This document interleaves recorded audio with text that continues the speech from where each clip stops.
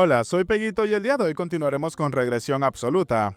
Continuando con la historia, observamos al líder del culto del viento celestial, el cual le dijo al prota que había recibido los documentos que le había enviado, agradeciéndole por ello. El prota, tomándote delante de él, le dijo que no era nada. Aún así no pudo evitar ver a aquella persona que lo observaba junto a la campana demoníaca. El prota le preguntó si acaso ya había encontrado la manera de involucrarse en la disputa por la sucesión de la formación ilusoria del oeste. El hombre le dijo al prota que todavía no. El prota le dijo que debía de apresurarse, ya que pronto los supremos demoníacos intervendrían para elegir al sucesor. El líder le dijo al prota que, como bien sabe, él estaba encadenado en ese sitio al igual que ese hombre. Incluso encontrar candidatos para la sucesión no sería tarea fácil. El prota le dijo que lo podía entender, a lo que el líder le dijo que entre los candidatos, a quien cree que debería de tomar como discípulo. El prota venía preparado esperándose esa pregunta. Le dijo que por supuesto a Seong.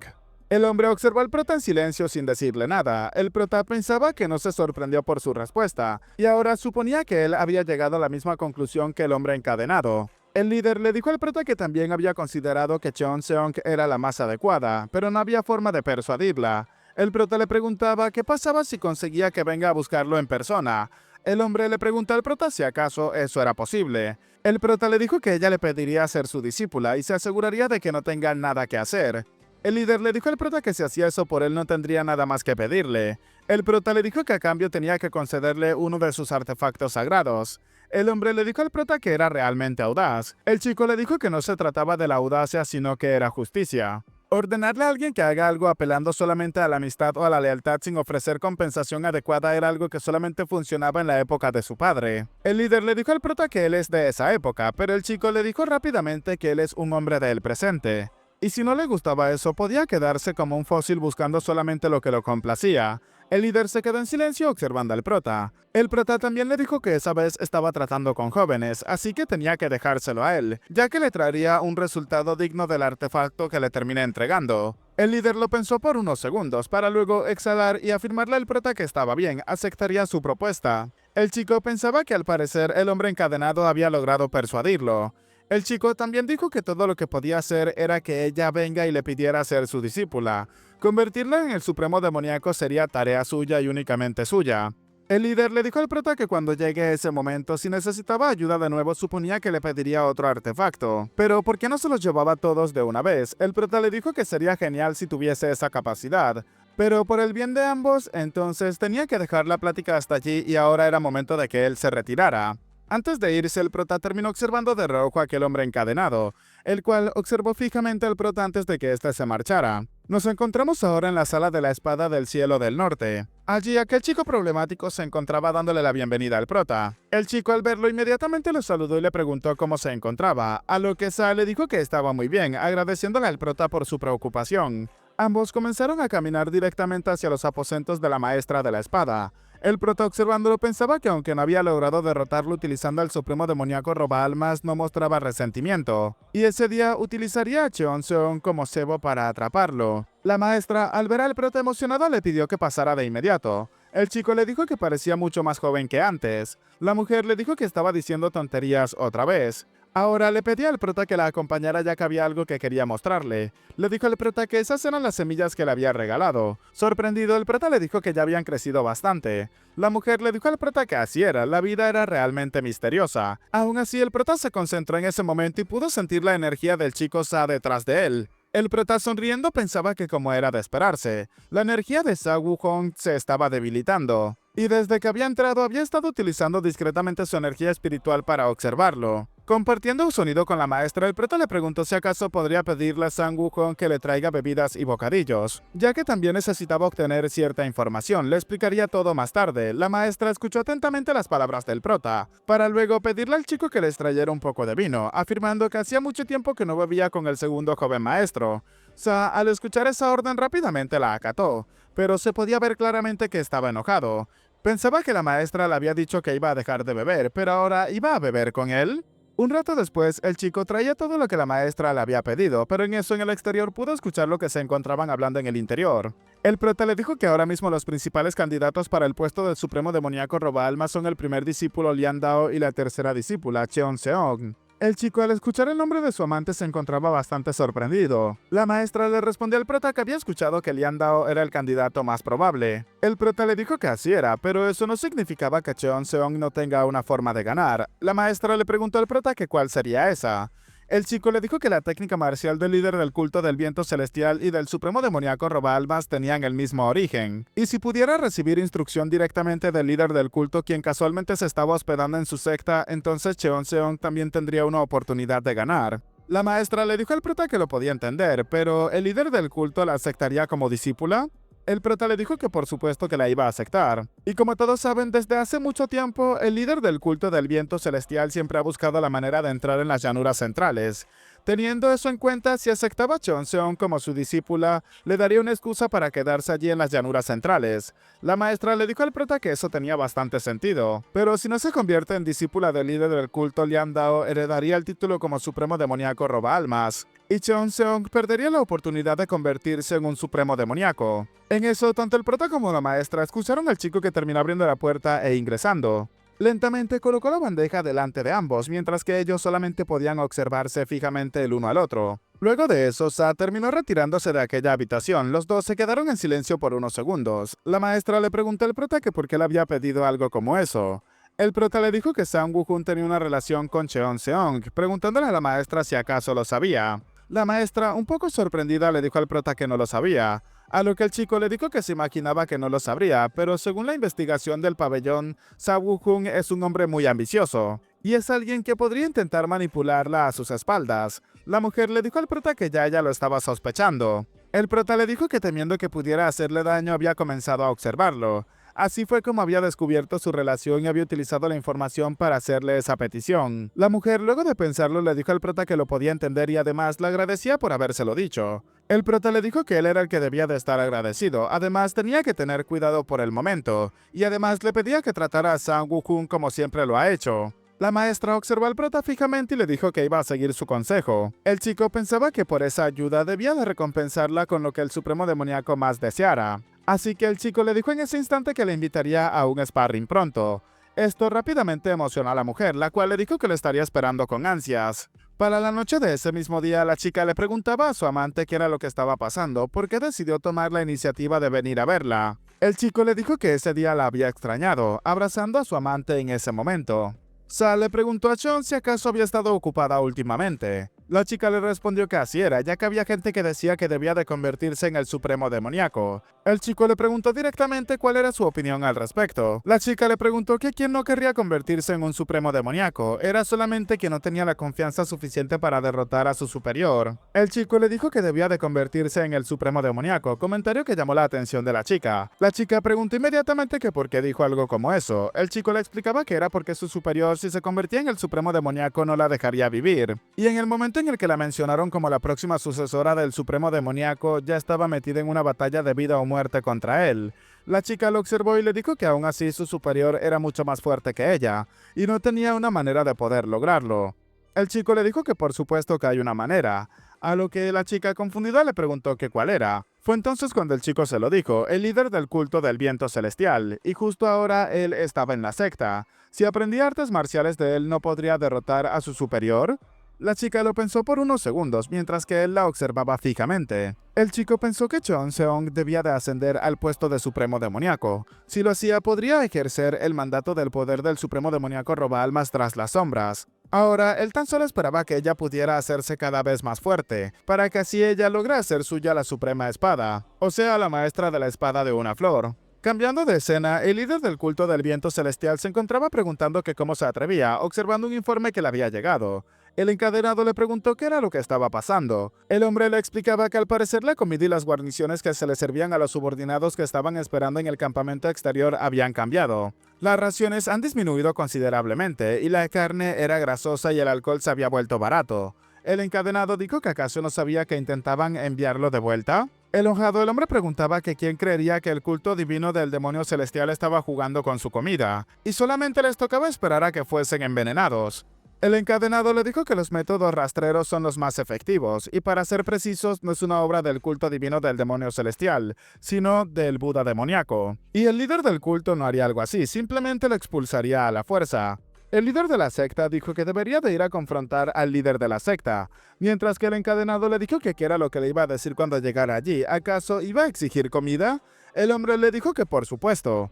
Iba a gritar que su maldito subordinado había robado toda la comida de sus hombres, e iba a revolcarse por el suelo del salón del demonio celestial diciendo que jamás había visto una bajeza de ese tipo. El encadenado le dijo que por supuesto, entonces le deseó un excelente viaje. El hombre rápidamente comprendió a qué se refería, pero enojado le preguntaba qué demonios estaba haciendo el maldito segundo joven maestro. Dijo que encontraría una solución. Es por su lentitud que estaba en esa situación tan complicada. El encadenado le dijo que tenía que esperar pacientemente, ya que quienes respetan al líder lo respetarían incluso si llegase a morir de hambre, y quienes lo odiarían incluso si les daba 3 comidas completas, así que no debía de preocuparse en lo más mínimo. El líder le dijo que el mundo no siempre funcionaba de esa forma. Quienes lo respetaban se enojarían y dirían que lo respetaban tanto y aún así los estaba matando de hambre. Y quienes lo odiaban dirían que sabían que ese tipo patético los iba a tratar de esa forma y sembrarían la discordia entre los demás. El encadenado le dijo que tenía que quedarse solo con aquellos que podían soportar todas esas dificultades. El hombre aún así comenzaba a maldecir. Pero en eso alguien terminó llegando a sus aposentos llamando la atención del líder del culto, el cual calmándose preguntaba qué era lo que estaba sucediendo. El recién llegado le dijo que una mujer llamada Cheon-seong había llegado para ver al líder del culto. Estas palabras alarmaron enormemente al hombre, el cual no podía quitarle la mirada de encima al encadenado, el cual simplemente se encontraba sonriendo. Un rato después, la chica había llegado saludando al honorable supremo de la frontera. Su nombre era Cheon-seong, de la formación ilusoria del oeste. El hombre le dijo que había escuchado sobre ella. Decían que era la mejor hechicera fantasma de la formación ilusoria del oeste. La mujer le dijo que le halagaba demasiado y lamentaba no haber podido venir a saludarlo antes. El hombre le dijo que no, más bien agradecía que haya llegado. La chica le dijo que había escuchado por parte de su difunto maestro que las raíces de las artes marciales que había aprendido se encontraban en el culto de la sangre. El hombre le dijo que eso era cierto, y en ese sentido podría decirse que son hermanos de la misma escuela. Entonces, ¿por qué ella había llegado a verlo? La chica rápidamente, armándose de valor, le pidió que por favor la tomara como su discípula, cosa que dejó al hombre aún más sorprendido que antes. Observando al encadenado, le dijo que el segundo joven maestro estaba completamente loco. El encadenado le dijo que así son las cosas, por eso debían de seguir al segundo joven maestro hasta el final. El hombre, mientras maldecía, le dijo que la idea de que venga a tomar sus artefactos sagrados ya le incomodaba tanto que le daban ganas de vomitar. El encadenado le dijo que debería de aprovechar esa oportunidad para expandir un poco esa estrechez de mirar. El hombre lo mandó a callar inmediatamente, aún así la chica esperaba una respuesta. Se preguntaba que por qué el hombre no le respondía. ¿Podría ser que no podía simplemente echarla? ¿Así que estaba buscando una razón para rechazarla? Fue en ese momento que el líder terminó aclarando su garganta. Le dijo que era su más sincero deseo que la técnica demoníaca de la frontera brillara en las llanuras centrales. Sin embargo, no estaba seguro de si el líder del culto aprobaría esa relación entre ellos. La chica emocionada le dijo que no había restricciones en las relaciones entre maestros y discípulos en el culto. Además, como a la larga fortalecerá las formaciones ilusorias del oeste, estaba completamente segura de que el líder del culto ni siquiera se opondría.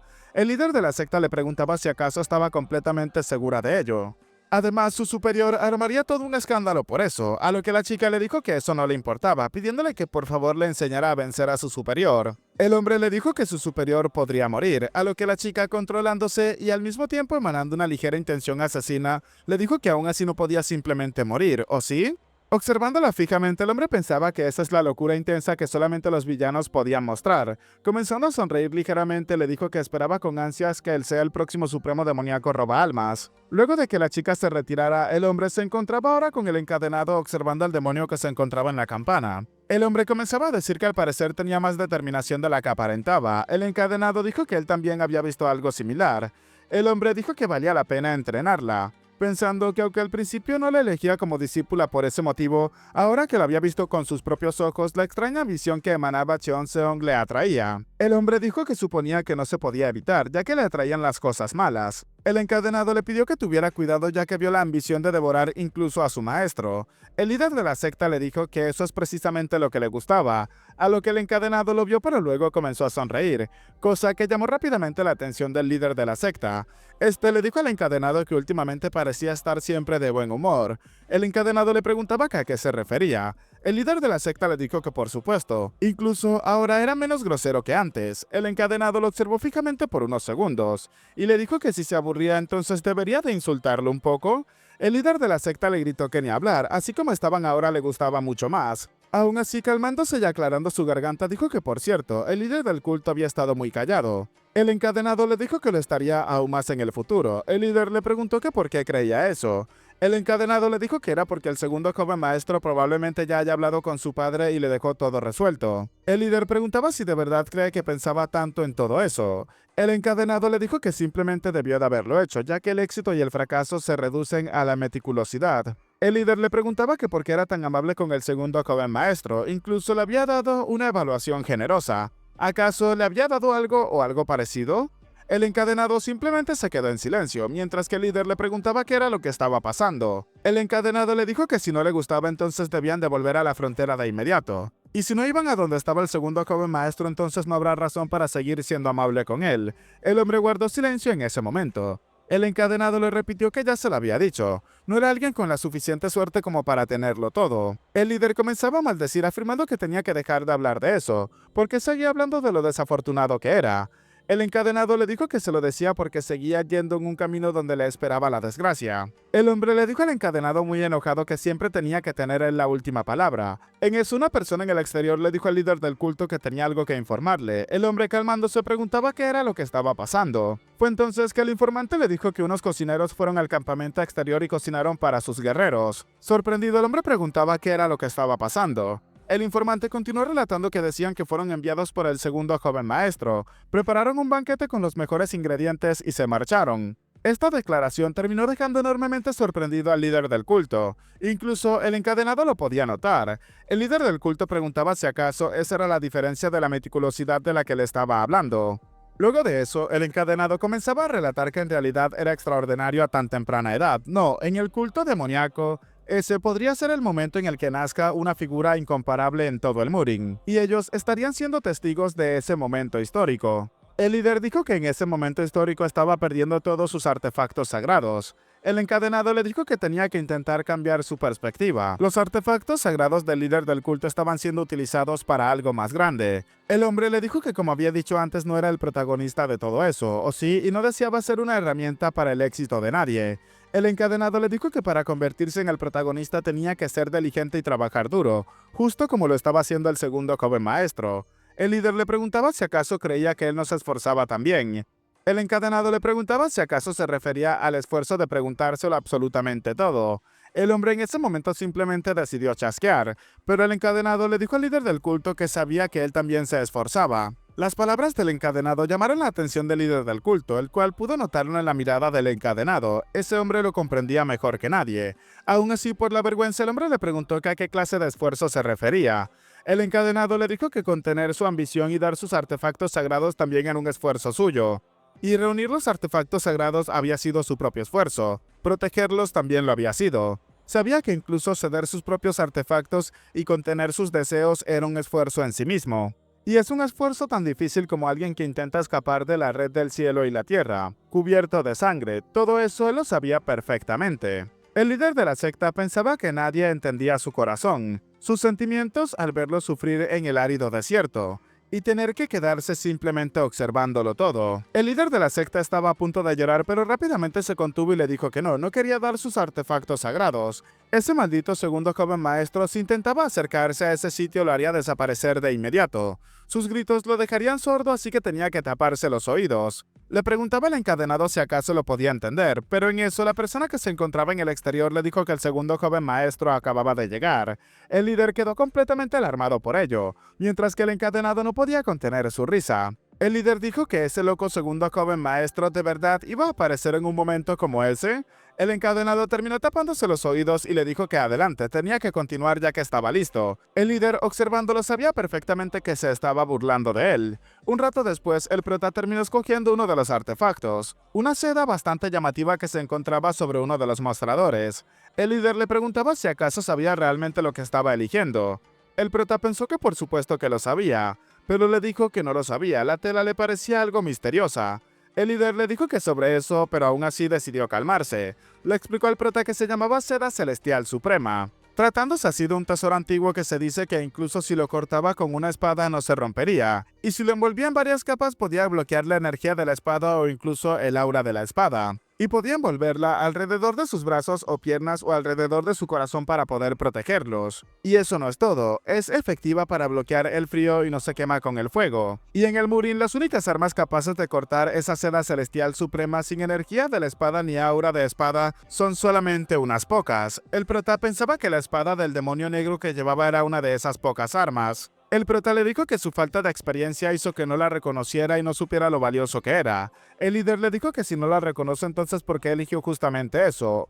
El prota le dijo que lo sentía. Aún así, el líder de la secta, en contra de su propia voluntad, terminó entregándosela al prota. Le pidió que por favor la utilizara bien, a lo que el chico terminó agradeciéndole. Pero en eso se dio cuenta de que el líder de la secta ni siquiera la quería soltar, y estuvieron forcejeando por unos segundos. Un rato después de que el prota obtuvo la seda, le dijo que nunca olvidaría la amabilidad del líder del culto. El hombre no le respondió absolutamente nada al prota, más bien se encontraba aterrado de tener que entregar sus artefactos. El prota pensaba que es imposible que el líder del culto haya renunciado tan fácilmente a los artefactos sagrados siendo tan tacaño, igual que con la píldora del dios de la sangre antes y esa seda celestial suprema. Todo debe de ser gracias a ese hombre encadenado que se encontraba a la distancia. Ambos una vez más volvieron a cruzar miradas. El prota pensaba que tenía que agradecerle y además no olvidaría ese gesto, y al parecer el encadenado comprendió perfectamente lo que estaba pensando el prota. Un rato después, el señor demoníaco dragón sangriento había llegado a donde el prota y le preguntó si acaso había sido él quien lo había planeado. El prota confundido le preguntó que de qué se encontraba hablando. El hombre le dijo al prota que Cheonseong, la tercera discípula de las formaciones ilusorias del oeste, se había convertido en la discípula del líder del culto del viento celestial. El prota le preguntaba que cómo podría asumir que cada nuevo incidente era culpa suya. El hombre sentándose ante el prota le preguntaba si entonces no era así. El prota le dijo que bueno, sí lo era, cosa que dejó al anciano más sorprendido aún. Le preguntaba al prota qué clase de plan estaba tramando con el líder del culto del viento celestial. El prota le preguntó que de qué plan estaba hablando, solamente lo estaba ayudando. El dragón sangriento le preguntó si acaso de verdad estaba intentando que el culto del viento celestial avanzara hacia las llanuras centrales. El prota preguntaba si acaso eso no estaba bien. El hombre le preguntaba al prota si acaso podría manejar eso. El prota le dijo que si se refería al culto del viento celestial no tenía ya al anciano que lo respaldaba. Si no iba a luchar contra el supremo demoníaco, al menos debería de enfrentarse al líder del culto del viento celestial. El anciano le dijo al prota que no tenía que subestimarlo, ya que aunque haya sido traído casi a la fuerza a su culto, aún así él lidera el Murin en la frontera. Y si el Murin de la frontera se descontrola, las llanuras centrales serían un mar de sangre. El prota pensaba que no lo había rechazado, incluso lo había descrito como alguien tan formidable. El prota relajado le dijo que lo iba a tener en cuenta. El anciano luego de eso se calmó un poco y le preguntó al prota que por qué había escogido a esa chica. El prota le dijo que fue bastante fácil poder manipularla. El anciano le preguntó al prota si acaso podía esa chica convertirse en el supremo demoníaco en el futuro. El prota le dijo que en su opinión no había gran diferencia entre el primer y el tercer discípulo, y a cualquiera de los dos le llevaría mucho tiempo desarrollar verdaderamente las habilidades de un supremo demoníaco. El anciano al escucharlo decidió calmarse, pero el prota le dijo que entonces tenía que cuidar bien al investigador Seok. El anciano le dijo al prota que tenía que decirle que despertara de ese sueño. El prota le dijo que él estaba viviendo en ese sueño, y el investigador Seok no sueña con cosas así. El anciano le dijo que tenía que dejar de meterse en los asuntos de los demás y ocuparse de los suyos, aunque rápidamente algo le llamó la atención. Le preguntó al prota qué era eso que tenía alrededor de su brazo izquierdo. El prota le dijo que lo llevaba como adorno. El anciano le preguntó si acaso lo había recibido del líder del culto del viento celestial. El prota le preguntó que por qué lo creía, a lo que el anciano le dijo que es algo que nunca antes le había visto, y además no ayudaría al líder del culto del viento celestial sin tomar nada a cambio. El prota le preguntó si acaso no era demasiado mezquino esperar una recompensa cada vez que ayudaba a alguien. El anciano le preguntó al prota si acaso no lo había recibido, a lo que el prota le dijo confiado que así era. El anciano terminó llamando al chico mezquino, mientras que el prota se reía en su cara. Luego de que el anciano se calmara, el prota le explicaba que eso es una seda celestial suprema. El anciano le dijo que así que de eso se trataba. El chico le dijo que sabía que la iba a reconocer inmediatamente. El anciano le dijo que era la primera vez que lo podía ver en persona. El prota le preguntó si acaso quería que le cortara un poco para él, ya que incluso le puso un poco extra alrededor del mango de su espada. El anciano le dijo al prota que no lo necesitaba, ya que es un objeto que no le quedaba para nada bien a ese cuerpo viejo. El prota le preguntó si acaso no debería de utilizarlo precisamente porque su cuerpo es viejo. El hombre le dijo al prota que no había problema. ¿Acaso había conseguido algún artefacto más aparte de eso? El prota le dijo que también consiguió la píldora del dios de la sangre. A lo que el anciano, escuchando ese nombre, comenzaba a pensar en ello, y luego de un rato terminó entrando en razón, enojándose rápidamente con el prota, preguntándole si de verdad había conseguido la primera píldora de la frontera. El prota, contento de que la había reconocido, le dijo que así era. Bueno chicos, hasta acá el capítulo de hoy y tristemente tengo que decirles que en este capítulo nos ponemos al día con el manga. Muchos ya deben de saber qué es lo que significa esto, que no vamos a tener videos por una buena temporada, 1 o 2 semanas. Y además con este manga termino los 3 que estaba sacando de forma continua hasta este momento, así que me tocará empezar con otra tanda de 3 manguas nuevos. Si quieren aparecer en los saludos del próximo video, por favor háganmelo saber acá abajo en los comentarios, de allí estaré tomando 10 personas random para el próximo video. Si les ha gustado, dejen su manito arriba, comenten y compartan para llegar a muchas más personas y al mismo tiempo hacer crecer aún más esta comunidad. Soy Peguito y espero gocen de un excelente día, tarde, noche, de una muy buena salud, que quieran y cuiden mucho a sus familiares y nos vemos en el próximo video. Chao, chao.